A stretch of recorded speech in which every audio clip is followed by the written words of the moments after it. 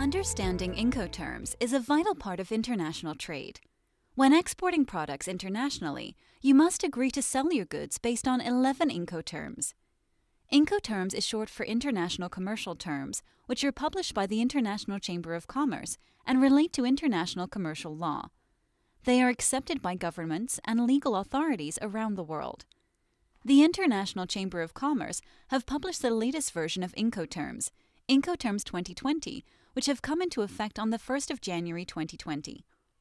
Put simply, Incoterms are the selling terms that the buyer and seller of goods both agree to for the international sale and supply of goods.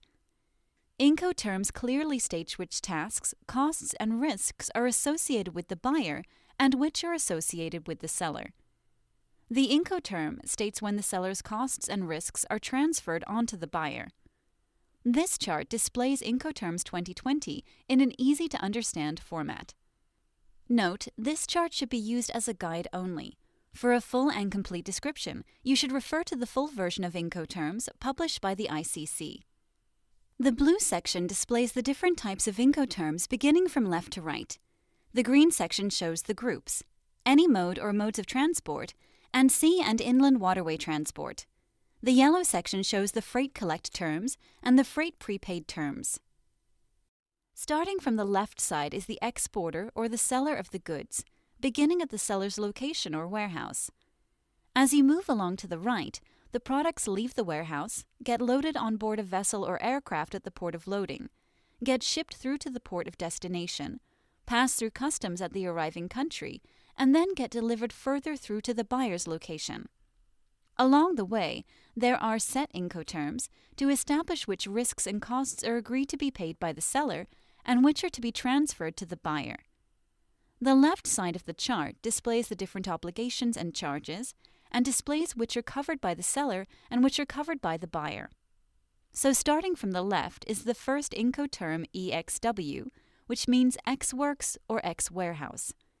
If the buyer and seller agree to sell goods on X Works terms, then the seller's obligations are simple. The seller will only cover the cost of the goods and the export packaging X warehouse. So the seller will manufacture the goods and have them packaged and ready for collection from their warehouse. From then on, all additional costs and risks involved in transport away from the warehouse is covered by the buyer. Moving further along the supply chain, there are FCA, FAS, and FOB Incoterms. Under FCA, free to carrier, the seller will cover export duties, taxes, and customs clearance to get the products prepared for export. Under FAS, free alongside ship, the seller will cover the origin, terminal, port handling charges. Then it moves on to FOB, free on board. FOB is generally the most popular Incoterm that is used for containerized trade. When FOB terms are agreed upon, the seller's obligation is to supply the goods and also to pay for all of the additional charges involved to get the goods actually loaded on board the vessel for export. That means the seller will cover all previously mentioned charges and pay for the loading charges to get the goods loaded on board the vessel for export. As soon as the goods are loaded on board, all further associated costs and risks are transferred onto the buyer. The buyer will pay for the international freight and all charges thereafter. If the seller agrees to pay for the cost of freight and carriage, then they can choose to sell the goods on CFR, CIF, CPT, or CIP Incoterms. Note that CFR and CIF are similar Incoterms that cover sea and inland waterway transport. If the seller agrees to cover the cost of insurance during international sea freight, then they can sell on the CIF Incoterm. CPT and CIP are similar Incoterms that relate to any mode or modes of transport, where the seller will agree to pay for the destination terminal, port, handling charges. If the seller agrees to cover the cost of insurance during transport, they can sell goods under the CIP Incoterm. Moving further along, DAP, DPU, and DDP are Incoterms involved with getting goods delivered, unloaded, and customs cleared at the country of destination.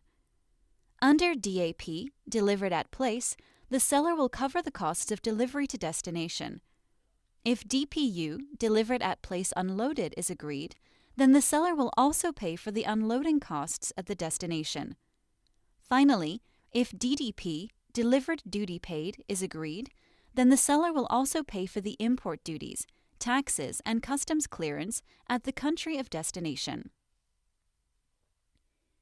If you have any detailed questions relating to Incoterms, you should refer to your freight forwarder, the International Chamber of Commerce, or other professional advice.